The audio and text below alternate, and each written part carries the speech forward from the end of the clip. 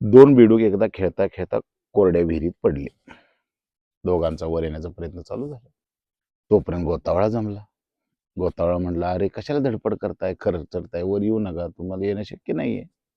त्या सगळ्या गोतावळ्यांचा सल्ला ऐकून एक बेडूक मात्र तळाशी जाऊन बसला. त्याला लक्षात आलं आता आपण काय वर येणं शक्य नाहीये.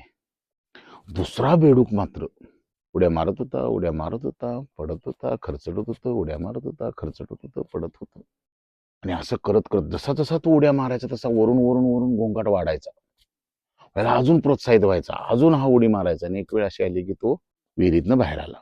विहिरीतनं बाहेर आल्यावर सगळी लोक त्याला, तो जो गोतावळा होता जे त्याला येऊ नका म्हणत होता, पण ह्याला वाटत होतं प्रोत्साहित करतायत, हा वर आला. आणि त्या सगळ्या गोतावळ्यानं विचारलं त्याला, कसं काय शक्य झालं रे, आम्ही येऊ नको म्हणत होतो तुला, कसं काय शक्य झालं.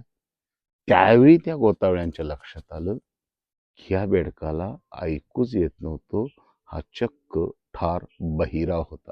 बाळांनो, बऱ्याच वेळा तुम्ही एखादी गोष्ट करत राहता, करायचा प्रयत्न करता, पण असा एक गोतावळा असतो शेजारून की जो सांगत असतो तुम्ही करू शकत नाही.